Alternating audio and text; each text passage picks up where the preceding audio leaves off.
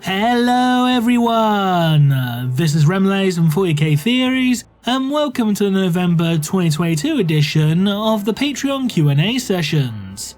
As always, if you would like your questions answered, then click the link in the video description below and help support the channel by becoming a patron.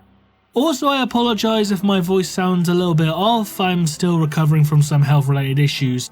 It's the story of my bloody life, isn't it? But without further ado, let's just jump into the questions, shall we? Voice of the Emperor asks, will you ever do a cosplay of your OC? Maybe in the future, but to get a really good high quality cosplay, from my understanding it's quite expensive, and simply put, I just don't have the money to do so right now, but maybe in the future, perhaps. We'll put perhaps for that, yeah. Will we ever get a face reveal? I don't plan on doing a face reveal anytime soon, no.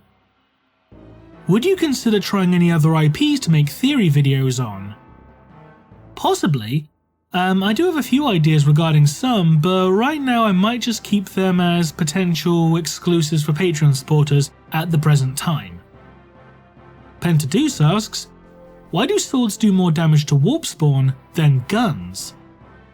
This is actually explained in a couple of sources. I'm probably gonna butcher the explanation, but from my understanding it's due in part to the primal nature of a sword in comparison to a gun.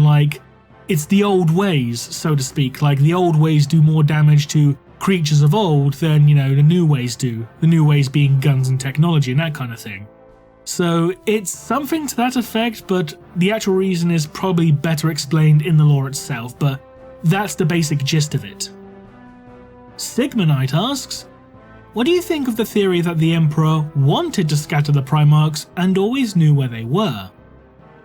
I'm not a fan of it, to be honest. I really don't like the idea that the Emperor is, playing fourth dimensional hyperchess 7 parallel universes ahead of everyone else, because it makes it almost impossible for anyone to get one up on the Emperor in that case. And really, the Chaos Gods need to be able to get one up on the Emperor at least once or twice, because let's be honest, how can you take a threat seriously if they're constantly losing or, the opponent always has the advantage? You can't take the threat seriously. This is a problem in fiction in general. In order for your villain to be threatening and intimidating, they need to get some wins. Which, let's be honest, the Mortal Kombat developers need to learn this lesson as well, let's be honest, judging from the last few games, but I digress. Long story short, not a fan. Griffin of Might asks, in the novel Dark Imperium, when Call tries to get Gilliman to allow him to use Traitor Gene Seed for the Primaris Marines, he mentions that he has created some Marines with Traitor Gene Seed as a test, and these prove stable and without issue. Does this imply that the rubric and flesh change will not affect Primaris Marines? Did he actually create the Marines though? From my understanding, he tested the Gene Seed in terms of stability, but I'll be honest, it's been a while since I read Dark Imperium, and I've not read, the second edition Dark Imperium, the retcon version, so it might have changed, I don't know. But from my understanding, the rubric affected all types of Thousand Sons Gene Seed. In Ashes of Prospero, for instance, there were some Thousand Sons from the Horus Heresy stuck in a temporal maze, and when they stepped into the present day, they immediately succumbed to the rubric. So it could be a case of the Gene Seed on its own may not display signs of rubric, but once it's implanted into an actual host, an actual body, then it might take effect. Or maybe Call got lucky and had, a piece of Gene Seed that, was similar to that used by the modern day Thousand Sons sorcerers, so the effects of the rubric, while present, would not immediately turn them to dust kind of thing, so I don't know. Without reading the second edition Dark Imperium novel to check for any, changes or corrections, I have no idea.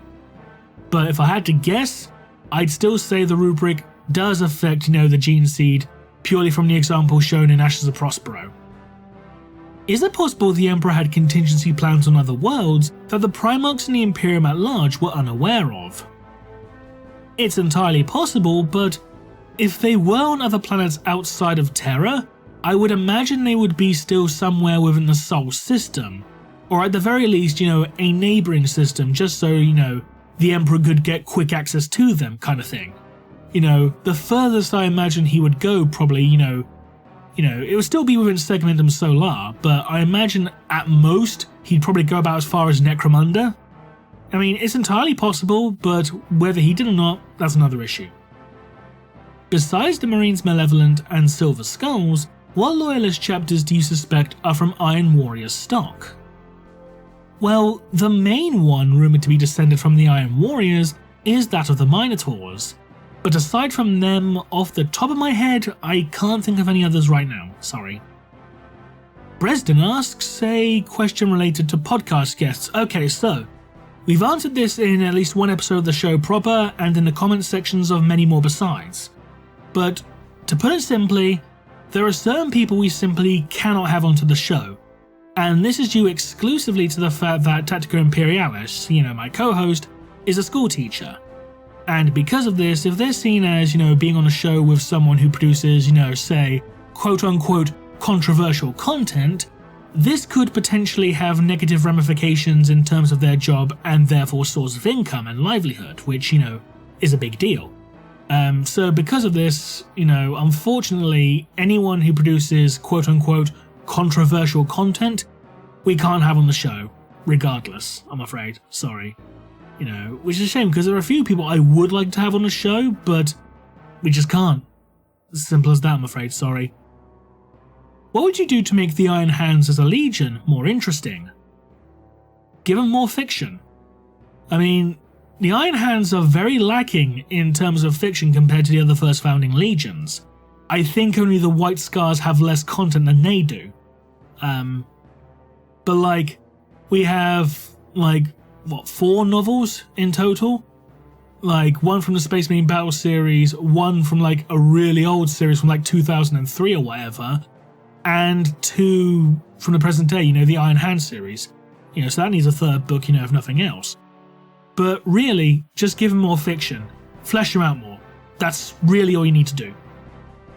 Charlie Mink asks, how would you describe the difference between the Imperial Fists and Crimson Fists?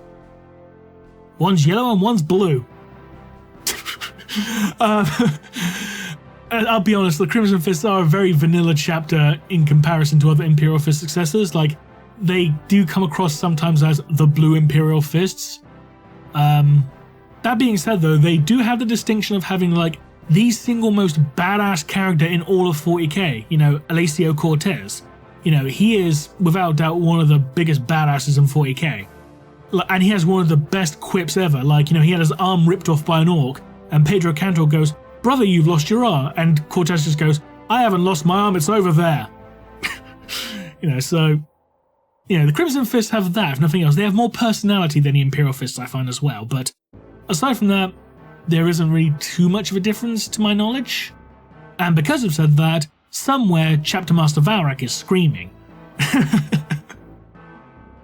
I've read in the Deathwatch Codex supplement for 9th edition that it mentioned having Xenorite faction Adeptus Mechanicus members being aboard the station. Do you think that any Watchmaster would consider utilising a member of the Order's Dialogus from the Adeptus Sororitas for any projects? Oh, absolutely. The Order's Dialogus specialise in translating, texts and documents and that kind of thing. Not just historical human documents and stuff like that, but also heretical and even Xenos artifacts. So if a sister Dialogus, specialises in Xenos, texts and stuff like that, then I can absolutely see, a Watchmaster bringing them on board. Absolutely. Zero Hits asks, given how many tasks it can perform and their complexity, how much relative intelligence does a servo skull have? It depends on the author. Some are just mindless, bits of technology, just floating around like a drone, but some, Gorgeous in the Watchers of the Throne series.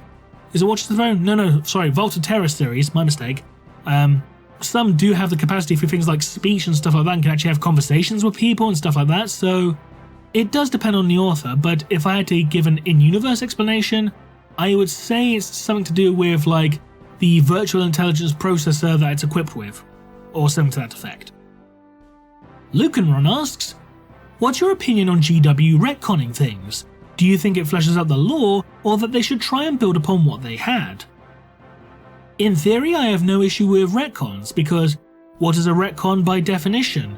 giving additional information that changes the context of a story. And by that very definition, the entire Horus Heresy novel series is by itself a massive retcon. You know, considering that the original story was, oh, it's like one paragraph, and now we got like, you know, close to 70 storybooks, that kind of thing. You know, so in theory, I have no issue with it. The only time I have an issue with it is when a retcon is inherently stupid. You know, like changing the Exorcist from a Grey Knight successor chapter to an Imperial Fist successor chapter. Now, I'm still not over that. I'm still going to be salty about that, because how do you ignore a whole bunch of Deathwatch stories that outright state that the Exorcists are Grey Knight successors? Why do you ignore this? It's just... Anyway, I digress. In theory, not an issue, but it needs to be done correctly. Are there some retcons you inherently like or dislike? See previous answer.